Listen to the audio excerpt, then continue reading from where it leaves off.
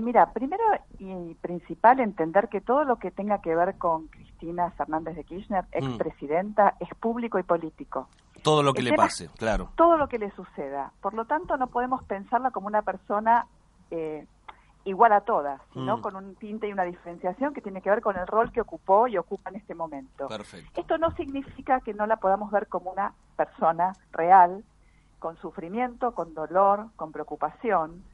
El tema es cómo transmite ese sufrimiento y ese dolor y cómo lo va escuchando cada uno del lado de esa famosa grieta que siempre intentamos inventar o construir cuando en realidad tenemos que empezar a pensar de una manera integral a las personas. Más allá del contenido político que pueda tener el discurso o el homenaje en vida que le haya hecho a su hija, porque esto puede ser visto de diferentes modos. Lo que claramente hay acá es, hay dolor, hay preocupación y hay nietos de por medio, y hay una joven de 29 años que está padeciendo una enfermedad. El tema acá tiene que ver con las cosas que se dicen acerca de esto. Se dice que está anoréxica, que tiene ataques de pánico, se habla de su salud, se mezcla con cuestiones vinculadas a la ley y cosas que ella tiene que afrontar como adulta, pero también hay que pensar que debe haber una historia y una construcción de un vínculo entre esta mamá y esta hija, donde tal vez esta hija no pudo ponerle límites a esta mamá para poder diferenciarse en el rol de hija de la presidenta a la hija de la señora Cristina Fernández. Ahí se arma el lío. Porque por un lado la campaña o lo que sea, los medios muestran un videíto muy fabricado. Sí, está editado, uno sabe, la persona mínima que sabe se da cuenta de que cómo está ese video, ¿no? Exacto, y a mí, como mamá de una hija de 29 años también, y tratando de ponerme en el lugar de una madre, digo, ay, pero la verdad, realmente, ¿cuánto hubiera sido mejor escucharla en una historia, hablando, mirando a los ojos y diciendo, tengo miedo que a mi hija le pase algo, me voy para Cuba? ¿Sí? A mí me llega más eso. Más allá de que yo esté de acuerdo no con Cristina, y no un videíto de cumpleaños de 15. ¿Sí? Es que eso también, digo, que a ver, sobre todo a la gente que...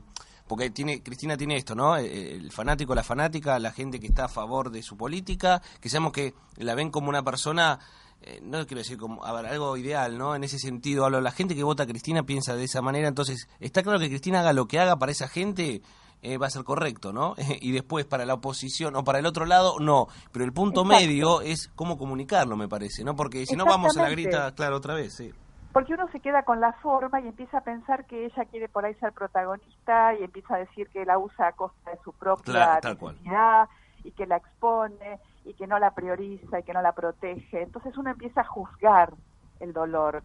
Y el dolor es intransferible. No, pero me gustó esa palabra, juzgar el dolor, es terrible, claro. Claro, y no tenemos derecho, humanos, ninguno tenemos derecho a juzgar al otro. No significa que nos genere violencia a veces, que no la podemos manifestar, pero es una violencia interna, que se transforma en bronca, en odio, en expresiones muy dolorosas en las redes, cuando sentimos que no es algo similar a algo que por ahí haríamos nosotros como personas. Pero no nos olvidemos, a lo que te dije al principio, que es una persona pública y que su vida está expuesta públicamente todo el tiempo. El problema es que acá hay como una dualidad entre la lástima, la victimización y la responsabilidad. Yo creo que por un lado podemos sentir cierto dolor y lástima, pero por otro lado tenemos que entender que esta chica que está enferma, a la vez que está enferma, tiene un grado de corresponsabilidad en las cosas que le fueron pasando. Hay cosas que no tienen que ver con lo que le sucede, por supuesto, porque, a ver, nadie se enferma de cualquier cosa ni en cualquier momento, ¿no? La enfermedad es una manifestación de un montón de cosas que pueden ser previas, pero nadie es culpable de esa enfermedad. Estamos de acuerdo. Porque de esta manera, si ponemos la culpa afuera, no nos podemos preguntar ¿qué tengo que ver yo con lo que le pasa a mi hija? ¿En qué la puedo ayudar?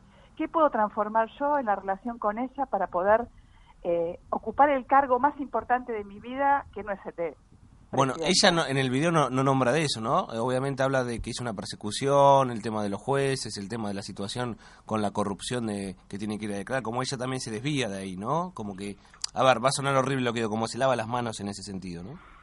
Lo que pasa es que volvemos a correr el foco, ¿no? Nos volvemos a poner desde ver una mirada política, a ver en qué se equivoca y dónde mete la pata, ¿no? Tal cual.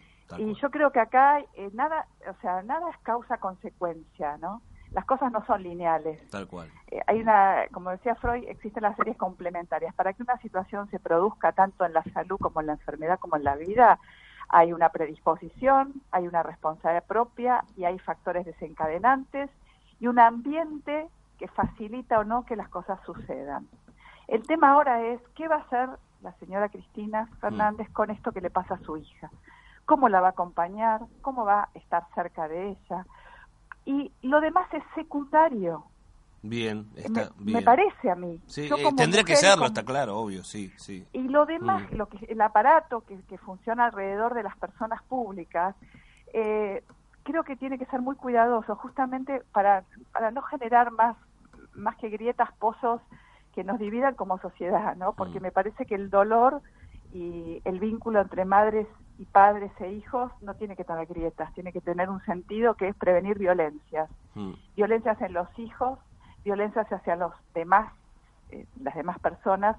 Y me parece que acá esta joven está atravesando una situación de desborde, de preocupación, de miedo, tiene que asumir un montón de responsabilidades que por ahí no está preparada para asumir. Ya es mamá, tiene hijos, necesita volver a encontrarse con sus hijos.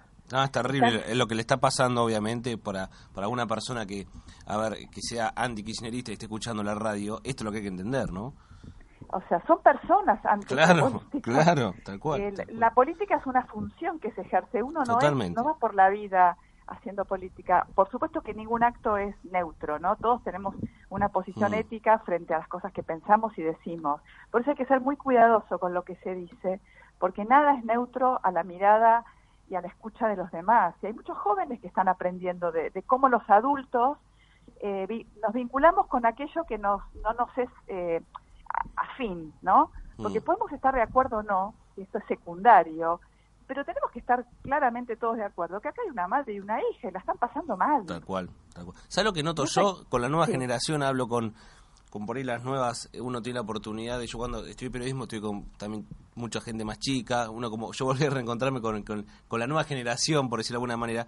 También nos hemos, lamentablemente, lo digo y me hago cargo de lo que digo, acostumbrado a eso, ¿no? A por ahí diferenciarnos un poquito cuando uno no piensa igual. Eso es un grave error, que es una crítica muy constructiva, de que obviamente tenemos que entender que está el ser humano antes, de que uno puede ser diferente en la manera de pensar, ideológicamente, que una cosa es una cosa y otra cosa es la otra, ¿no?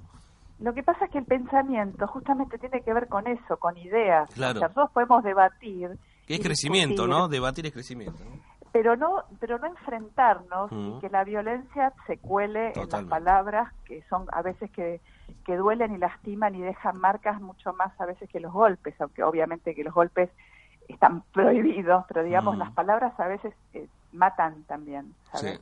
Matan al otro. Y me parece que acá, en este caso, creo en particular que ambas están en una situación de vulnerabilidad, las dos.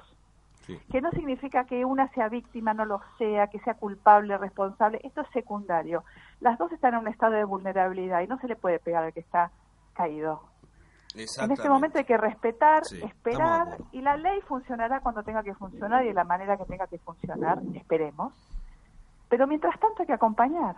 Exactamente. Con respeto, con una distancia, con una escucha activa y creyendo o no creyendo, esto es propio de cada persona, pero con respeto,